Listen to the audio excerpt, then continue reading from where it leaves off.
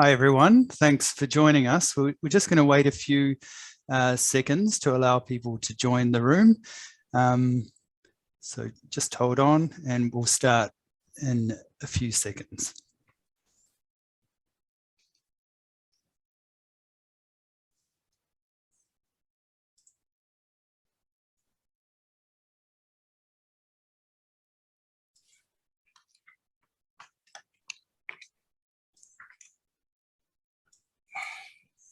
Okay, let's get started. So my name's Patrick Rooney. I'm the Regional Managing Director for the Association of Executive Search and Leadership Consultants in the Asia Pacific and Middle East regions. So thank you everyone for joining us today. I'm sure it's going to be an insightful session. One thing that always makes these sessions more insightful is if you can ask questions. So you can use the Q&A feature to ask questions at any stage during the event, and I'll ask Karen those questions either at the appropriate time during the session, or we'll save them for a Q&A afterwards. To kick off the meeting, I'd like to invite the AESC Regional Chair, Wasim Kakabi, to say a few words, and welcome Karen.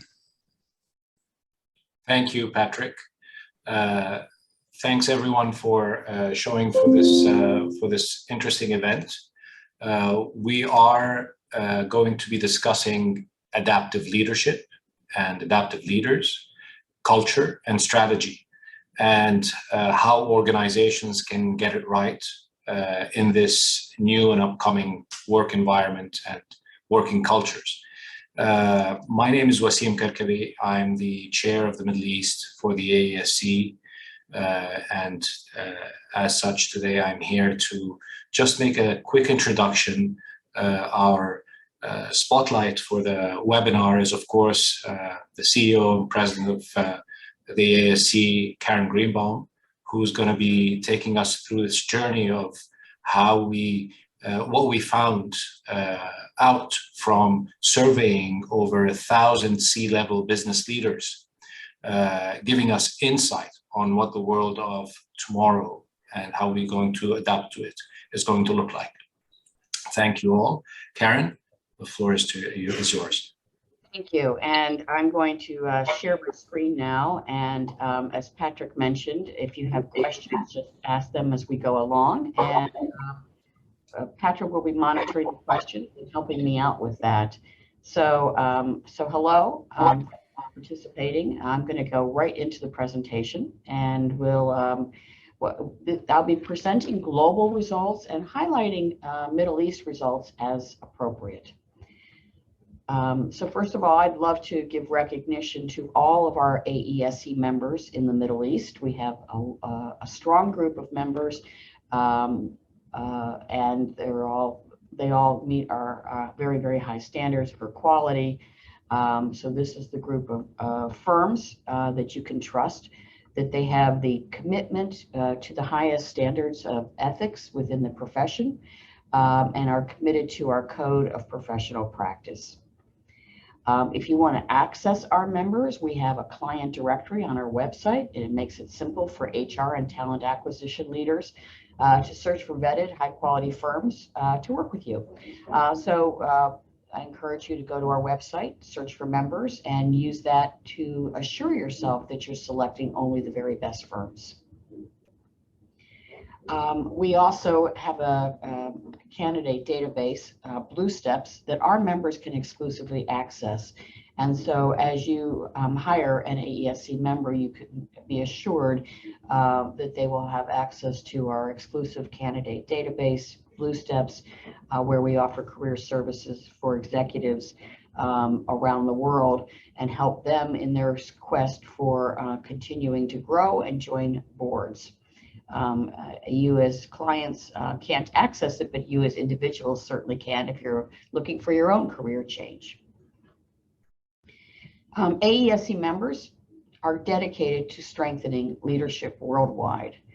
We understand the role that leaders, teams, and culture play in organization strategy success.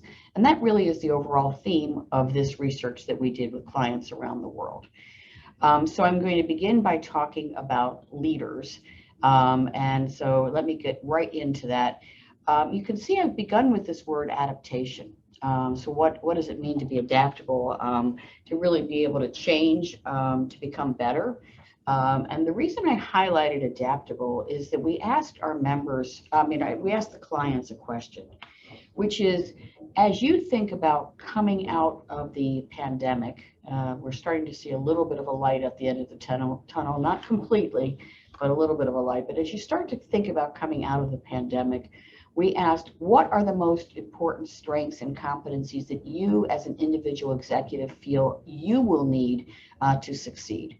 So we didn't say, what do other leaders need? What do leaders in general need? We asked very specifically, what would you need as a leader?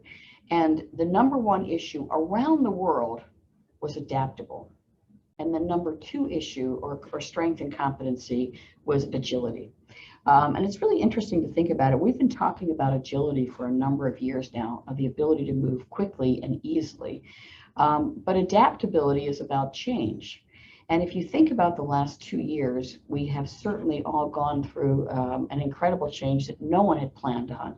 And so that combination, that unique combination of adaptability and agility are the two qualities that leaders around the world identified as the most important strengths and competencies that are needed.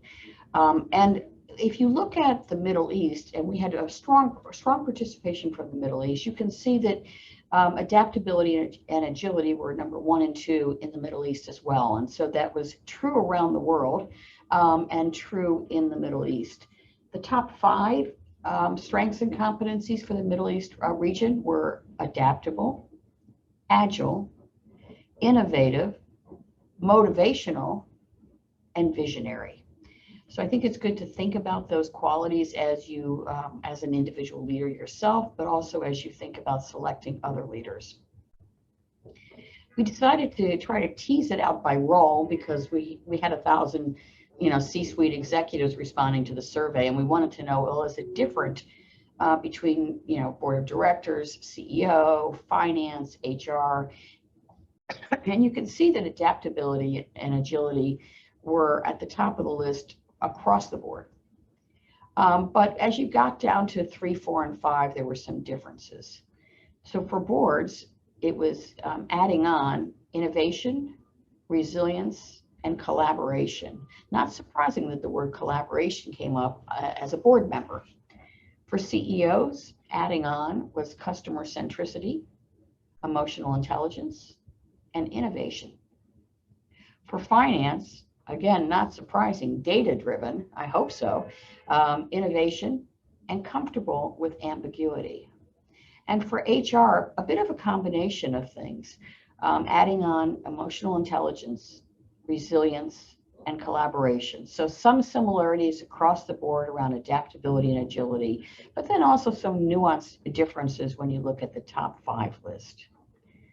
We also looked at the difference between men and women and found that, in fact, from adaptability and agility, there was no difference. Everybody had the same 2 things, some nuanced differences. For men, innovation, customer centricity, and motivation. For women, emotional intelligence, resilience, and collaboration. And we did have a good mix of women in various roles. So it's not necessarily role driven. So just a couple of little differences there. On to another question. We asked the executives, the leaders around the world, if they believe that their organizations are ready to lead change in strategic business areas. So we had a general question: are you in general ready to lead change? Only 50% said that they were better than average at that was really a strength. 46% said that they were ready to lead change around diversity, equity, and inclusion. 48% said they were ready to lead change around sustainability, and 47% said they were ready to lead change around digital transformation. And by the way, if I don't call out the Middle East, it means that your responses were quite similar to the global response. So in this particular case, your responses were quite similar. And so as we think about this notion of leading change, so we want to be adaptable and agile, we want to drive change, but the majority of leaders felt they were really not ready. The organization was not ready to lead change. And we know in the executive search profession that ability to drive change, to lead change, is one of the areas of strength that clients are looking for when they bring in new leaders. And so it's an important area, and organizations feel they're just not there yet. So the next question we asked is, what are the reasons why organizations are still struggling with gender equality? And so what's interesting about this is that for 2021, the top 3 regions were culture, bias, and leadership.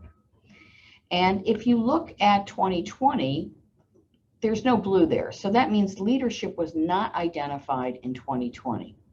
By the way, there was no meaningful difference between men and women in this category. Culture, bias, and leadership were the top 3 reasons. Men added in lack of awareness, women added in pipeline challenges, but no real significant difference. The big difference between 2020 and 2021 was the beginning of a recognition that leaders are part of the reason why we're struggling with gender equality, which means that they're also part of the solution. So I would say that if the barriers are culture, bias, and leadership, then the solution is culture, bias, and leadership. In the Middle East, the list was the same. However, the emphasis was different, and that is that culture was far and away the biggest response, which was, I think, over 70%, maybe even closer to 80%, selected culture as the reason. And so while bias and leadership were also indicated, culture is a very significant factor in the struggle for gender equality. Again, as I go through this, excuse me, as I go through this, feel free to write in your questions. Patrick will be monitoring. We'll certainly take them at the end, and we'll take them in the, as we go along if there's a clarifying question that's needed. So let's really probe a little bit on culture, which we've just identified as an issue here. So let's probe a little bit more on culture. We asked executives, what do you wish you could change about your culture? So what would you like to change? And you can see where it shows in Navy better communication, that came up across the board in every function. You can see in that plum color, stronger collaboration came up in several categories. And the little green leaf is sustainability, and that only came up in 2 categories. So let's take a couple of, look at a couple of areas. So at boards of directors, would like to change the culture of their organization that they serve, improving communication, agility, innovation, alignment with strategy, and more focus on sustainability. CEOs had communication, innovation, agility, so the same list there. They added in, they wish they could strengthen collaboration, but they also had better alignment with strategy. So very similar to the board, with the add of stronger collaboration, but without the focus on sustainability. So, why do we think that better communication came up so strong here? And I think my hypothesis is that in the last 2 years, we've had to communicate differently. We've gone virtual in a second, if you will. We always assumed we couldn't operate virtually, and then the world had to change and we had to pivot. And so the way we communicate in a virtual environment is so dramatically different. And the way we collaborate has to be very different. And so I think that's why communication and collaboration top the list across the board, because we've had to operate in a very different fashion. So overall, when you add up everybody, number 1 is better communication. Number 2 is stronger collaboration. Number 3 is more agility. Number 4 is more innovative. For women, they added more empowerment. For men, they added better alignment with strategy. And then I wanted to explain the last category, underrepresented. So we asked people around the world, do you consider yourself part of an underrepresented group? As they define it for themselves. So, we didn't give a drop-down list. We just said, do you consider yourself part of an underrepresented group? Those that considered themselves part of an underrepresented group added that they wished that they could have a culture that had stronger trust. And we're going to talk a little bit about trust in a minute, so you can sort of keep that in mind. So how was the Middle East similar and different? From a similarity perspective, better communication and stronger collaboration were number 1 and 2, just like in the rest of the world. Communication and collaboration, and again, I'm fairly confident that those two things are so important because we've had to operate in a virtual environment and we've had to change how we communicate and how we collaborate. In the Middle East, they added better alignment with strategy, more empowerment, stronger leadership. So let's go on to the next question, and that's about innovation.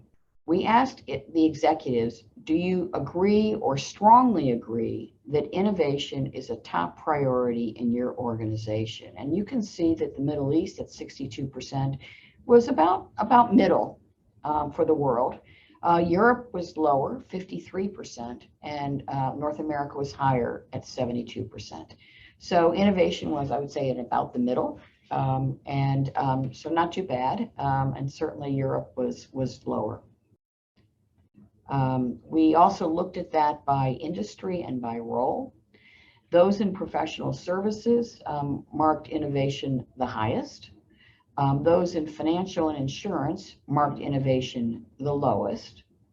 And by role, marketing marked innovation the highest. HR, operations, and sales marked innovation the lowest. You'll also see that boards and CEOs were, other than marketing, boards and CEOs marked innovation higher than the rest of the C-suite roles.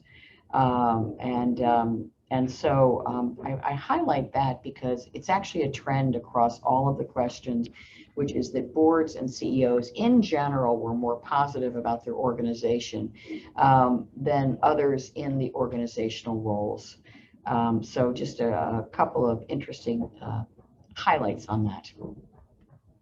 I mentioned that we were going to talk about trust, and trust is a key underpinning of culture. So let's probe a little bit on what's happened with trust in 2021. So in the pie chart, you can see what the global response was. So 40% said trust has stayed the same between 2021 and 2020. 38% said trust was strengthened, and 22% said trust declined. So in this particular case, the Middle East was the same on, stayed the same, but was different on strengthened and declined. So only 31% said that trust was strengthened, and 29% said trust declined. So that was up quite a bit, 7 points.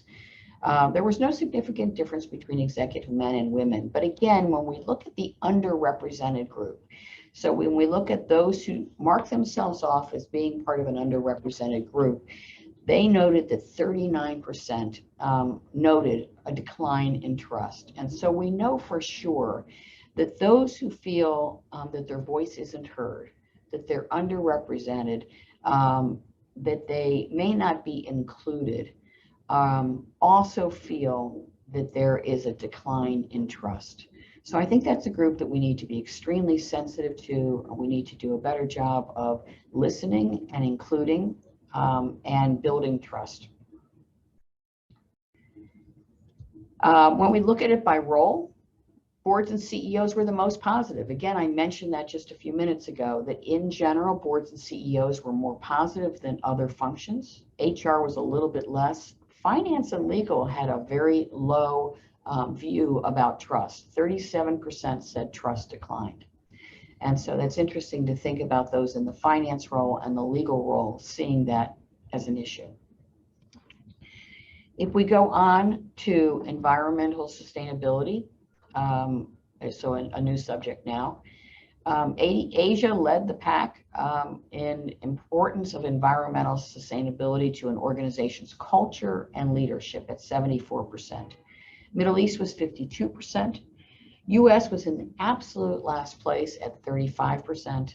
And the Pacific was the next lowest at 48%. Having sitting in the US myself, I have to say I was disappointed to see how low sustainability scored in terms of organization culture and leadership. But I think that's going to be evolving and emerging over the next couple of years. And we're already seeing changes in that area. This question, I want to make sure I'm really clear on what it says. And that is, we asked whether you believe, so in this question, we asked if you believe that sustainability is important to organization culture and leadership. In this question, we asked if diversity, equity, and inclusion is important to your organization's culture and leadership. And the response here is those who do not believe that. And so in this case, we didn't show the positive, but rather the negative, because, frankly, I don't know how diversity, equity, and inclusion can't be part of an organization's culture and leadership. It can't be important. It should be in terms of culture, and that's what we're really talking about, culture and leadership. The Middle East was one of the higher scores. By the way, you'll see Africa has a little asterisk next to it, and the asterisk simply means we had very low response rate from Africa, and therefore the responses are not necessarily representative of clients in Africa. We had solid responses for every other part of the world. And so you can see that the Middle East is just 1 point below Latin America in terms of believing that diversity, equity, and inclusion are not central to the organization's culture and leadership. So I think that's something to really think about and to really explore. Again, I mentioned there's rose-colored glasses at the top. Boards and CEOs saw their organizations in a more positive light in a number of different areas in terms of agility, culture providing a competitive advantage, women having equal opportunity, developing the next generation of talent, and so much more. And so as you, if you're a board or CEO member yourself, or if you're advising boards and CEOs, I would suggest that they need to do more listening across the organization, because they may be seeing their organization in a more positive light than the rest of the organization sees it. So now let's talk a little bit about strategy. So this is not actually from the AESC survey, but from the Gartner survey 2022 Board of Directors survey. And they asked about strategic priorities for boards. And you can see that if it has a red arrow, it means it is something that has declined in their survey, and it has a green arrow, it has increased. So digital tech initiatives was number 1, but declined 12 points, a very significant 12 points. Workforce was number 2, but it increased, and it increased very substantially, 86%. ESG, health and sustainability, was number 3, but doubled in terms of its strengths. And then you can see that business expansion and diversification declined. And again, that might be in the world of COVID, were organizations thinking about expansion. So not a real surprise, but ESG is definitely on a rise with a 100% increase. And so while it is in the 3rd place, it had a very, very dramatic increase in focus. And then the Conference Board is another survey. Again, they had CEOs from around the world, in this case 900 CEOs, and they asked about the outlook and what were the most important external factors having an impact on business, and that's on the left, and the most important internal issues on the right. So from an external factors, COVID-19, rising inflation, labor shortages, supply chain disruption, and changes in consumer behavior. And then on the right, you can see number one, attract and retain talent. And that's been number one on our research as well for several years. Accelerate digital transformation, improve cash flow, develop the next generation of leaders, and modify business models. We looked at the UN Sustainable Development Goals, and there's a long list of those. And you can see here, gender equality came up number one in North America, Latin America, Europe, Middle East, Asia, and it was on the list for Africa and Pacific. Good health and well-being was number two in those first four countries, and on the list everywhere but Africa. And again, Africa had a very small sampling. If we look a little bit deeper on the Middle East, it was gender equality, good health and well-being, quality education, partnerships, and affordable and clean energy. So you can see that little green leaf showing up in the Middle East and Europe, not showing up in North America or Latin America. We also asked a bit more about people, governance, prosperity, and planet. So this is directly from Davos. On ESG principles from a people perspective, it's dignity and equality, health and well-being. It's really all of the categories that you think about when you think about people, skills, education. Principles of governance is about ethical behavior and risk oversight. Prosperity is about employment and wealth generation. And of course, planet is everything about sustainability between climate change, freshwater availability, air and water pollution, and more. And so we probed on these categories.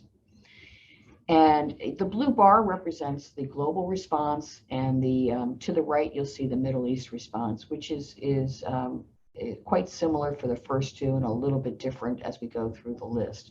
So we asked a question on a scale of 0 to 100. How important is each of these categories? And of course, there was a wide range of responses. People, the highest at 75%. You would think, frankly, people would be at 100% because I don't know how a business runs without people. But nonetheless, people was the highest at 75%, 72% for the Middle East. Governance was the second highest at 74.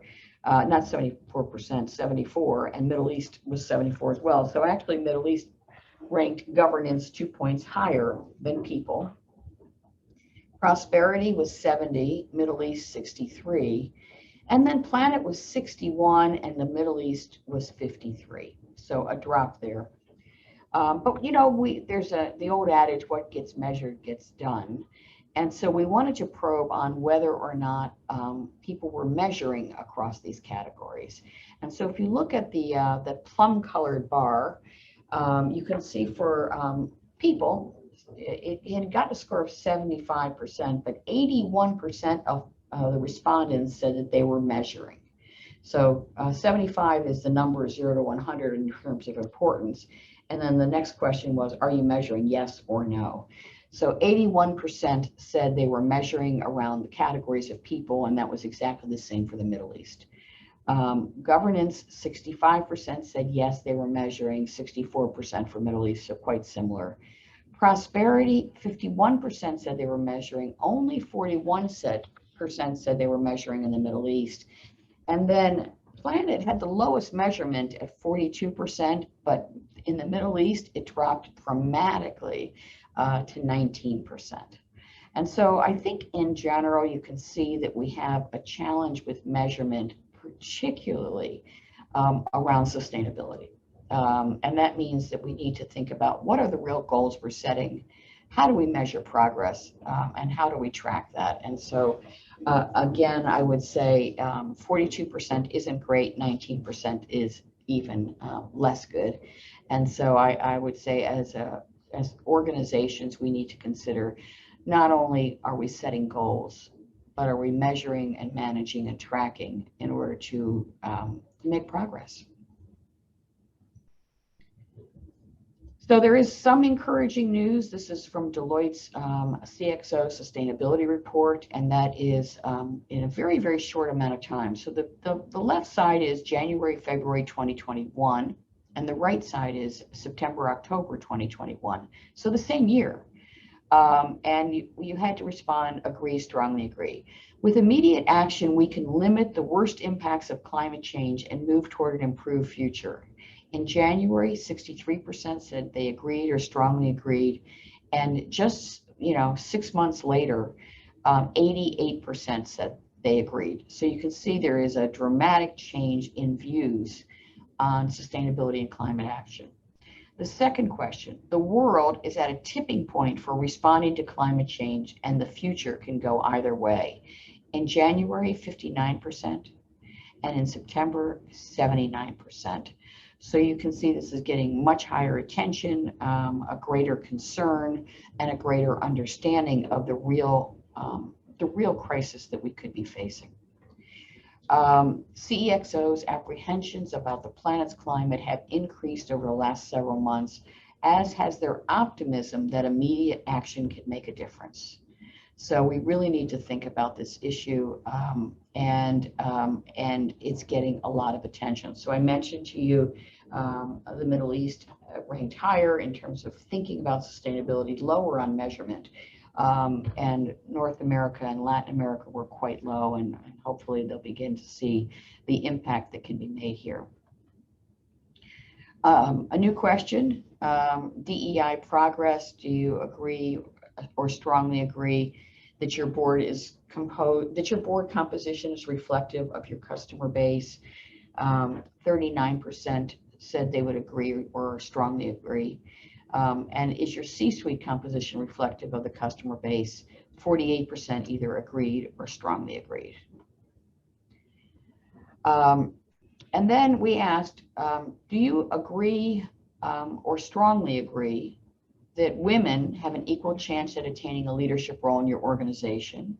And do you agree or strongly agree that those in underrepresented categories have an equal chance?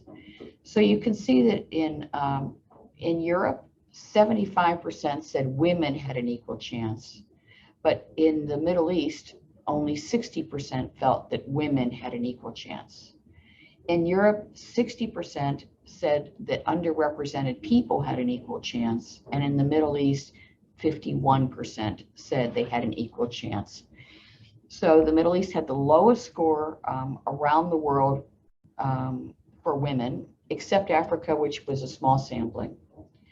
And it had the second lowest score, only a difference of 1 point, for those in underrepresented groups at 51%. You can see, by the way, in the bottom left corner, we asked women. So we asked women if they felt they had an equal chance, and the number was 75%.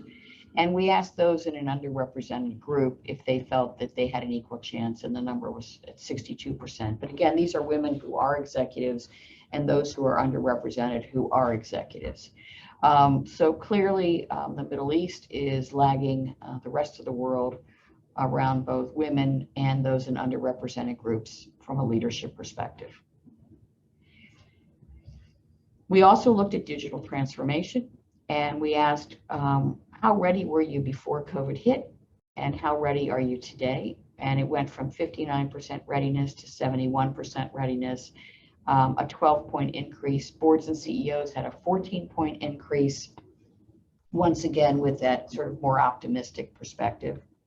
And finally, we probed on the office of the future and whether flexibility was here to stay. 20% plan to return to the office, 67% said they will keep a hybrid model, and 12% said they would be mostly remote. Again, we looked at it by region, and here was actually interesting. The Middle East scored substantially higher in returning to a physical office, 32%. So a third of the respondents in the Middle East said they planned to return completely to a physical office. 57% said they would remain hybrid, and 11% said they would work remote. So I'm going to do a quick go through of the top 10 findings, and then we'll open it up for any questions we might have. So if you have questions, now is the time to be typing them in. First, leaders are adaptable and agile.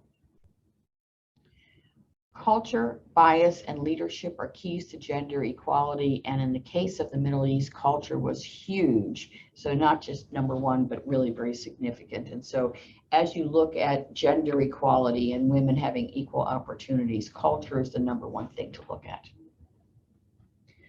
Communication and collaboration are a top priority for culture improvement. So that's really important. Then agility and innovation. Trust declined 22% overall, but was down significantly for those who consider themselves part of an underrepresented group. Boards and CEOs are more optimistic than the rest of the organization, so that's something they need to be sensitive to. DEI is finally a top priority among leaders. Sustainability is lagging, and measurement needs more focus, especially low in the Middle East. A quarter of executives lack confidence that women and underrepresented talent have equal leadership opportunities. The number is even greater in the Middle East. Half say leaders are not ready to lead, change in DEI, in sustainability, in digital transformation. However, digital transformation did accelerate by COVID. And we know that flexible work environments are here to stay, although the Middle East are more likely to return to a physical office. So that's the end of my presentation. I'm going to stop sharing my screen. And Patrick, do we have any questions? Yes, absolutely. And feel free to type questions into the chat or into the Q&A function. I'm going to combine a couple of questions and ask you, Karen, why do you think the CEOs and boards have a rosier view of their organizations? And I guess the follow-up question is, what do you think is the role of trusted advisors in changing that? Well, let's see if I can remember two questions at one time here. So why? We actually ran this session with clients in other parts of the world. And one response that we got on that very question was, well, it's the job of the CEO and board to be optimistic and to be inspirational. And so maybe they're simply, maybe they just need as leaders to be more optimistic. That was one response. It's not actually the response I would give, so I'll give you my response. And I think it's the higher up you get in the organization, the less likely you are to see what might be really happening on the ground. And so in terms of what can trusted advisors do, I think in this case, it's really important to listen. We talked about stronger communication. I think it's really important to listen. And so, there are a lot of different ways to listen. Listening by walking around is really challenging in a virtual environment. You can do organizational surveys and focus groups. Even listening to your C-suite gets you a broader view. But I think creating an environment where people are open and transparent and willing to communicate. If you're doing an organizational survey, that's usually, and if your trust is high enough, you'll hear. And so I think that yes, leaders, the higher up you go, probably the more optimistic you need to be in terms of being inspirational. But I think perhaps they're simply not listening carefully to all levels within the organization. Great, thank you. And I guess, one of the things that was quite interesting was the, I guess, those barriers to having impact in some of those key areas around sustainability and ESG and digital transformation. What do you think are the reasons for those barriers? Well, I think I would say different responses for different categories. So in terms of leading change, I do think having a clear path of where you're going and then being able to measure progress is an important part of the leading of change. And in fact, if you look at the report from Davos on the whole issue of sustainability, you'll see that they've made a lot of recommendations on what can you measure. And so to me, part of the issue is having clear, articulate goals and directions, and then being willing to measure progress. And I think measurement is scary because it might begin by saying we're not doing very well right now, but what are we going to do differently? And so I think that the ability to drive change in an organization means that you need to capture the hearts and minds of people, but you also need to know what you're changing to and be clear and specific. And so there's a lot that goes into driving change. But part of it is what gets measured gets done. And so knowing, and I think people are passionate about going somewhere, but may not exactly know where they're going. Thank you. And just a reminder to the audience, you can type any questions into the Q&A function or the chat, that's fine too. Another question here really is around, I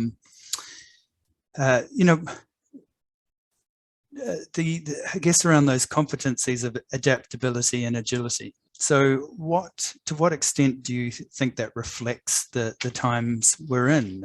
I mean, there's obviously heightened risk due to the situation of COVID and supply chains, and now the war in Ukraine and many other global issues. So to what extent do you think those two being at the top of the list reflects the times we're in? 100%. So, because we've been talking about agility for years, and this is the first time adaptability came up to the top of the list. And I think the last 2 years have challenged all of us to be adaptable, to do things differently in a way that honestly we never thought we would have to be. By the way, the only areas where that response was quite different were in Germany and the Nordics, where adaptability was not on the top 5 list. Instead, and they have a much stronger sort of engineering culture. They did have customer centricity on the list, but they didn't have adaptability on the list. The rest of the world, it was on the list very high. But I do think it's a sign of the times and the times where we thought things were settling down, and now, as you highlighted, we have, and the survey was all done before the situation in the Ukraine began. So we are all challenged to be adaptable in a way that we never were before. Great, and there's a question here just around, the demographics of the survey. So just to let you know, when we send out the full report, the last page has some details on the demographics. Who the people were that completed it, what sector, what function, where they were geographically. So just have a look at that when I send out the report. And that's a good reminder, Patrick. So everyone that signed up for this event, we will send the full written report that has a lot more detail than I was obviously able to go through in this amount of time. Great. There's a question here around Europe, and do you have any ideas on why that ranked lower in terms of innovation? No, I would say no, but I can say this. When I talk to our members in Germany, they expressed frustration on how slow the automotive industry has been to adapt and to be innovative, and the concern that they have that the automotive industry, which is huge in Germany, that they've been very, very, and that's just one country, but they've been very slow to adapt. And so I would say, yeah, I don't really know, maybe self-critical. Because again, they're saying how they see their organizations, and they feel their organizations are not as innovative as they should be. Okay, great. And I think another thing that was quite interesting in the report was really around the issue of trust. And then there was also that desire for better communication in terms of looking at organizational changes to organizational culture. Do you see a relationship there between better communication and that issue of trust? I think that's a good observation. I think the two areas that were the strongest in terms of culture change were communication and collaboration. And so if you think about the impact, just thinking about it yourself, the impact that communication and collaboration have on trust. Imagine that if you have strong communication and you feel that there's strong collaboration and that you're a part of things, I think you're going to feel that the organization, you're going to feel that it's a more trusting organization because of communication and collaboration. I think they go hand in hand. Great. Well, unless anyone's got some additional questions, I think we've exhausted those and we're getting close to time anyway. Were there any final comments you wanted to make, Karen? No, I mean, I think I encourage you to read the full report. As we highlighted, in many cases, the Middle East response was very similar to the rest of the world. So it's important to look at where you're similar and perhaps where you're different. I think that we all have an opportunity. I think it's interesting that leaders say, we would wish we could improve communication and collaboration. And I would say wishing makes it true. So if you want to improve communication and collaboration, do that because it'll have a really big impact. So I thank you all for participating, and I hope you enjoy the client report that we'll be sending out.